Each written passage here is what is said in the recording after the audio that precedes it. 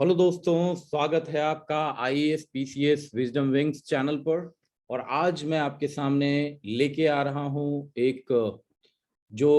हम अपडेट्स देते हैं करंट अफेयर्स में, उसमें बेसिक अपडेट्स के लिए आज मैं बात करूंगा सेडिशन लॉ की कि उसका बेसिक्स क्या है। सेडिशन मतलब देशद्रोह या राजद्रोह की हम बात करते हैं, तो सेडिशन को हम आज देखेंगे डिटेल में। तो चलिए शुरू करते हैं विदाउट वेस्टिंग द टाइम और जानते हैं कि सेडिशन का जो बेसिक्स है वो क्या है। तो इसके लिए मैंने यहाँ पे लिया है विजन आईएएस का मटेरियल, जिसमें उन्होंने ग्राफिक्स के जरिए सेडिशन को बताया है। और जनरली ये जो मटेरियल है उसको न्यूज़पेपर से, डिफरेंट डिफरेंट न्यूज़पेपर्स जैसे द हिंदू, इंडियन एक्सप्रेस, इन सारी चीज़ों से लिया जाता है और कंपाइल किया जाता है इनके द्वारा। तो इसको मैं fair use policy of copyright के जरिए यूज कर रहा हूं और मैं इसको बिल्कुल डिटेल्ड एक्सप्लेनेशन आपके सामने रखूंगा। मैं इसको टीच करूंगा आपके सामने और कुछ वैल्यू एडिशंस इसमें मैं अपने तरीके से करूंगा और ये बेस मटेरियल होगा हमारे स्टूडेंट्स के लिए। तो चलिए देखते हैं कि सेडिशन क्या है। बेसिकली ये न्यूज में क्यों रहता है, अभी भी फिलहाल ये न्यूज में था क्योंकि इसके ऊपर बताया गया है कि इसको लॉ बुक में नहीं होना चाहिए। सेडिशन एक ऐसा कानून है जो ब्रिटिश या ब्रितानी सत्ता का के हुकूमत का प्रतीक है। वो को जो आपका जो एक कॉलोनियल पावर था या कॉलोनियल उपनिवेशवाद है उसका प्रतीक है। तो 1860 में इंडियन पीनल कोड या आईपीसी, उसके अंदर सेक्शन 124 ए आता है और वो तब से अभी तक लॉ बुक पे है, जबकि इंडिया आजाद हो चुकी। और जो सबसे ज्यादा इसमें रिप्रेस किया गया वो इंडियन नेशनल मूवमेंट में वैसे स्वतंत्रता सेनानियों को किया गया जिसको आज हम पूछते हैं, जिनके जरिए हम आज हमारा देश आजाद हुआ पड़ा है। तो लॉ कमीशन ऑफ इंडिया, जो एलसीआई है, लॉ कमीशन ऑफ इंडिया, उसने एक कंसल्टेटिव पेपर उन्होंने डिजाइन किया, पब्लिश किया और उसमें एक पब्लिक डिस्कशन उन्होंने कॉम्प्रिहेंसिव मांगी है। 124 ए जो सेक्शन है, section 124 A of IPC 1860,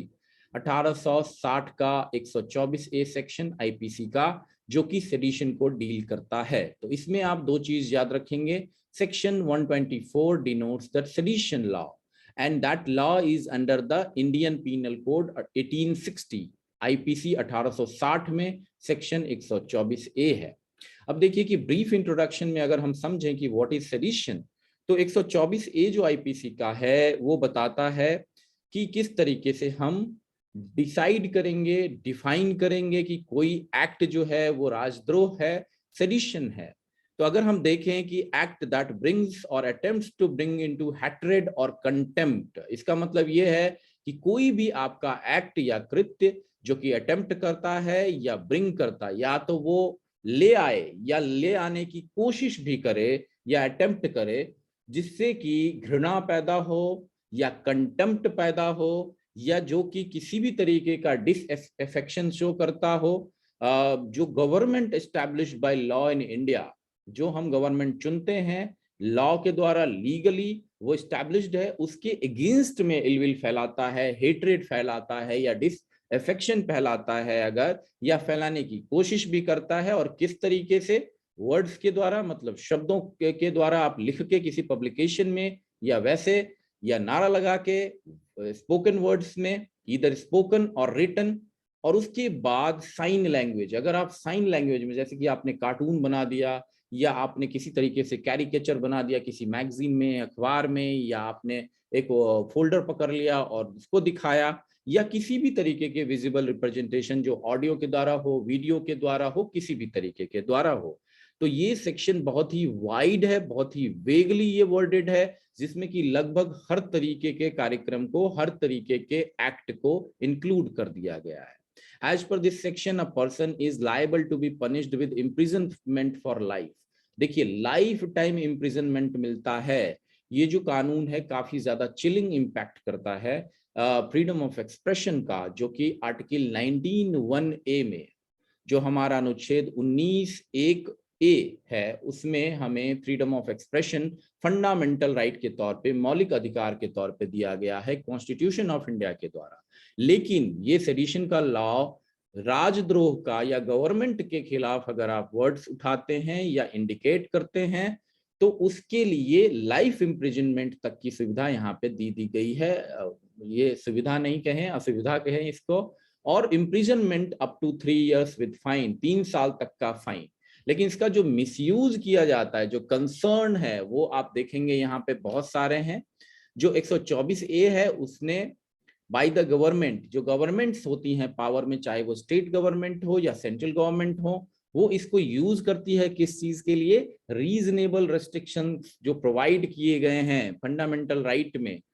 article 19 के अंदर जो रीजनेबल रेस्ट्रिक्शंस हैं, उसको भी हम देखते हैं कि चैलेंज करके उसके अंदर में सेडिशन को डाल दिया जाता है, जिससे कि आपको नेशनल इंटेग्रिटी और सिक्योरिटी का कंसर्न बता दिया जाता है एक छोटे से आर्टिकल को, एक छोटे से किसी कैरिकेचर को, और उसमें लोगों को या पत्रकारों को या ऐसे पब्लिक बॉडीड या पब्लिक इंटरेस्ट वाले लोगों को भी पकड़ लिया जाता है, एनजीओज वालों को पकड़ लिया जाता है, मीडिया वालों को पकड़ लिया जाता है, जो freedom of speech and expression के बिल्कुल खिलाफ है। आर्टिकल 19 में जो कॉन्स्टिट्यूशन है, इसको टाइम एंड अगेन जो हमारी उच्च न्यायालय है, सर्वोच्च न्यायालय है, इस चीज को उन्होंने कई बार बताया है। ये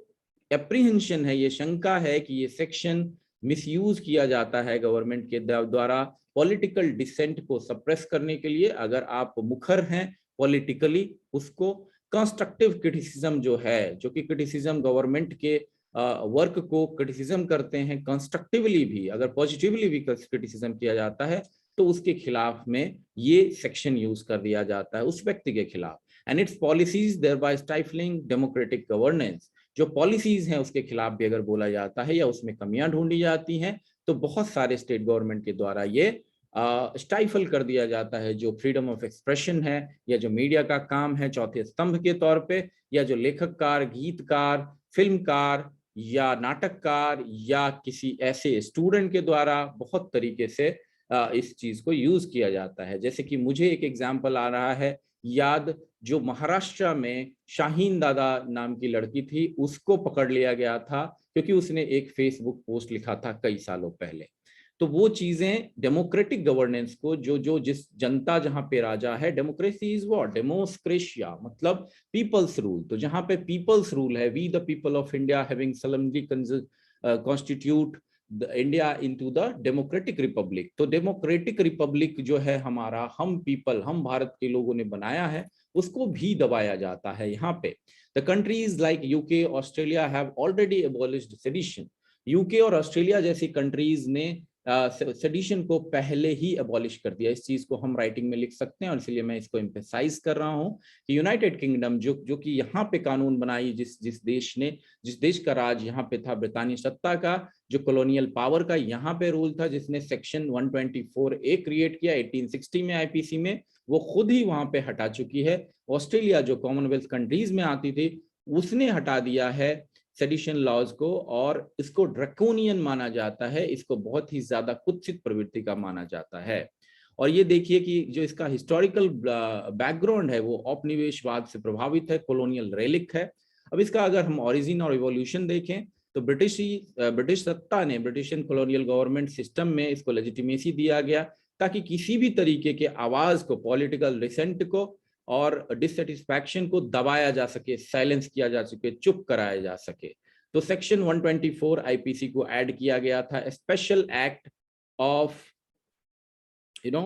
इसमें आपको 17 ऑफ 1870 के स्पेशल एक्ट 17 में इसको ऐड किया गया था और डिफाइन किया गया था सेडिशन को। 1898 के अमेंडमेंट में इसको पनिशेबल ऑफेंस भी बना दिया गया। बहुत सारे ऐसे हमारे स्टॉलवर्ड लीडर्स के खिलाफ इस एक्ट को यूज किया गया, जैसे कि हमारे जो बापू हैं, महान बापू महात्मा गांधी जी के खिलाफ, माननीय बाल गंगाधर तिलक के खिलाफ उनको पनिश किया गया। और फिर भी ये हमारे कंट्री में ये एक्ट है, और इसके खिलाफ या इसके एवज में या इसके पैरेलल में कोई भी एक्ट हमें नहीं मिलता है हमारी सिक्योरिटी और इंटरनल ऑर्डर को बचाने के लिए, जिसकी बात हमेशा ही सर्वोच्च न्यायालय और उच्च न्यायालय ने किया है। पोस्ट कॉन्स्टिट्यूशनल जर्नी में सेडिशन जो है, और आर्टिकल 19 को अगर हम देखें फंडामेंटल राइट को, तो ये क्रॉस पर्पजेस पे जाता है, जिसमें कि बहुत सारे वर्डिक्ट में जुडिशरी ने, इंडियन जुडिशरी ने और सर्वोच्च न्यायालय ने इसको इंटरप्रेट किया बार बार और एग्जामिन किया सेडिशन को आर्टिकल 19 के हिसाब से, आर्टिकल 19 के हिसाब से, ताकि एक फेयर बैलेंस और स्ट्राइकिंग ऑफ बैलेंस बनाया जा सके right to free speech and expression का। एक तरफ जो जनता को दिया गया है, नागरिकों को दिया गया है, और दूसरी तरफ स्टेट को जो पावर दिए गए हैं रीजनेबल रिस्ट्रिक्शंस के आर्टिकल 19(2) में, उसको यहाँ पे बताया गया है। State to impose reasonable restrictions, जो आर्टिकल 19(2) में बताया है कि इसमें अगर पब्लिक ऑर्डर होगा या पब्लिक हेल्थ का सवाल होगा या महिलाओं की डिग्निटी होगी या अगर आपको कोई इलीगल या अनैतिक कारोबार होगा तो उसको रोका जा सकता है। इंटरनल सिक्योरिटी का क्वेश्चन होगा या यूनिटी और इंटेग्रिटी का क्वेश्चन होगा, तो इन सारी चीजों में हम रीजनेबल रिस्ट्रिक्शंस का यूज करेंगे और वहां पे उन चीजों को रोक सकते हैं। तो यहाँ पे हम देखें कि right to freedom of speech and expression और पावर ऑफ स्टेट जो कि रीजनेबल रिस्ट्रिक्शंस लगा सकती है, फंडामेंटल राइट्स को भी कर्ब कर सकती है अगर पब्लिक ऑर्डर या किसी भी तरीके से देश के कानून व्यवस्था में क्षति पहुंचती है, उसके लिए आर्टिकल 19(2) है। तो जनता और जनता के प्रतिनिधि या सरकार के बीच का एक जो टसल है, उसको लेके सुप्रीम कोर्ट ने और जुडिशरी ने बार बार री इंटरप्रेट किया है, री एग्जामिन किया है। अब देखिए कि सेडिशियस एक्ट अगर होना है, अगर आप सेडिशन करते हैं, देशद्रोह या राजद्रोह का केस यहाँ पे होता है, तो एसेंशियल इंग्रेडिएंट उसका क्या होता है? तो बहुत सारे वर्डिक्ट में, जैसे कि रोमेश थापर केस आप कोट करेंगे, रोमेश थापर केस को याद रखेंगे, दूसरा केदारनाथ सिंह केस को याद रखेंगे, तीसरा कन्हैया कुमार केस को याद रखेंगे। रिसेंट टाइम्स में जेएनयू जवाहरलाल नेहरू यूनिवर्सिटी में इन्होंने भाषण दिया, उग्र भाषण, यूथफुल, जो यूथ होता है उग्र भाषण देने में माहिर होता है, तो उन्होंने दिया, व्यवस्था के खिलाफ आवाज उठाई। केदारनाथ सिंह का केस भी कुछ ऐसा ही है, रोमेश थापर का केस, ये तीनों केस आपको याद रखना है, रोमेश थापर, केदारनाथ सिंह एंड कन्हैया कुमार को, जिसमें कि redefined the seditious act only if it had essential ingredients. अब इन तीनों केस में सुप्रीम कोर्ट ने ये बताया कि सेडिशियस एक्ट या राजद्रोह या देशद्रोह तभी हो सकता है जब उसमें कुछ बातें क्लियर हों, जैसे कि पब्लिक ऑर्डर को वो डिसरप्ट करता हो। पब्लिक ऑर्डर का मतलब ये है कि शांति व्यवस्था जो पब्लिक के लिए ऑर्डर को मेंटेन रखने के लिए होता है, उसमें कोई डिस्ट्रप्शन या बाधा नहीं होनी चाहिए। Attempt to violently throw overthrow a lawful government, जिस तरीके से आप इमरजेंसी पावर्स में भी देखते हैं कि अगर किसी भी तरीके से लॉफुल गवर्नमेंट के खिलाफ अगर आर्म्ड रिबेलियन हो जाता है तो इमरजेंसी यूज हो सकता है, उसी तरीके से 124A में सेडिशियस एक्ट माना जाएगा अगर लॉफुल गवर्नमेंट को वायलेंटली, वायलेंस क्रिएट करके ओवरथ्रो करने की कोशिश की जाती है, तो उसको एक अपराध माना जाएगा इसमें। तो पब्लिक ऑर्डर, लॉफुल गवर्नमेंट को वायलेंटली ओवरथ्रो करना, और सिक्योरिटी ऑफ स्टेट ऑफ और ऑफ पब्लिक, पब्लिक या स्टेट का अगर सिक्योरिटी थ्रेटन हो रहा है तो लॉ एंड ऑर्डर का पूरा गेम यहाँ पे बताया गया है रोमेश थापर, केदारनाथ सिंह एंड कन्हैया कुमार के केस में। और डेफिनेशन क्लियर दिया गया है कि आर्टिकल 19(2) में फेयर एंड रीजनेबल रिस्ट्रिक्शंस लगाना होगा आपको, ना कि अनरीजनेबल रिस्ट्रिक्शंस। जो हमारे जुडिशियल वर्डिक्ट्स आए हैं right to freedom of speech और एक्सप्रेशन में, वो भी हमें कोट करना चाहिए, जैसे कि A K. Gopalan versus state of Madras. A K. Gopalan case में Ramesh Singh versus union of India, Ramesh Singh case में श्रेया सिंघल वर्सेस स्टेट, श्रेया सिंघल के केस में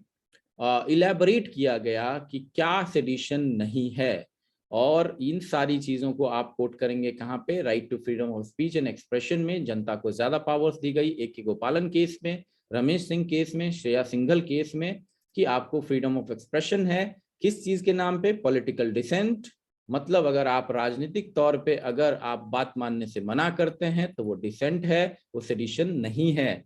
और जैसे कि हमारे जो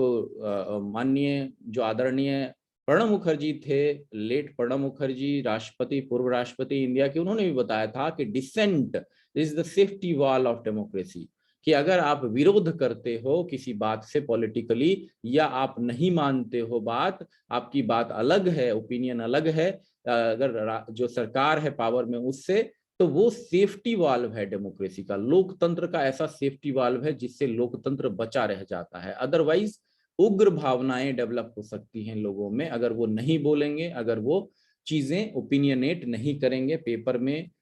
मैगजीन में, टीवी पे, या वैसे अपनी भाषा इस्तेमाल करके अपनी जनता तक, अपनी प्रतिनिधि तक नहीं पहुंचाएंगे। तो a thought non consonant with the government and its policies, government और पॉलिसीज जरूरी नहीं है कि पूरा 100% सही हो, उसके खिलाफ बोलने का बिल्कुल राइट है व्यक्तियों को, तो इसको फ्रीडम ऑफ एक्सप्रेशन में गिना जाना चाहिए और उसको सेडिशन नहीं माना जाना चाहिए। Expression of frustration over the state of affairs, जैसे कि रेसिस्ट स्टेट हो जाए या जेंडर बाइज्ड स्टेट हो जाए, महिलाओं का सम्मान ना हो, अगर थर्ड जेंडर का सम्मान ना हो, या किसी तरीके से फेयर बैलेंस ना हो मेल फीमेल में, तो जेंडर बाइज्ड स्टेट के खिलाफ या रेसिस्ट स्टेट के खिलाफ, रेसिज्म जो फैलाए, तो उसमें अगर फ्रस्ट्रेशन लोगों का जाहिर होता है जो स्टेट ऑफ अफेयर्स है उससे रिलेटेड, तो आप उसको नहीं बोल सकते कि भाई अगर आप गलत काम कर रहे हो, आपको जनता ने प्रतिनिधि के तौर पे चुना है, आपको स्टेट गवर्नमेंट में बिठाया है, फिर भी आपका काम अच्छा नहीं है, बुरा है, तो डेफिनेटली लोगों को क्रिटिसिज्म करने का पूरा अधिकार है।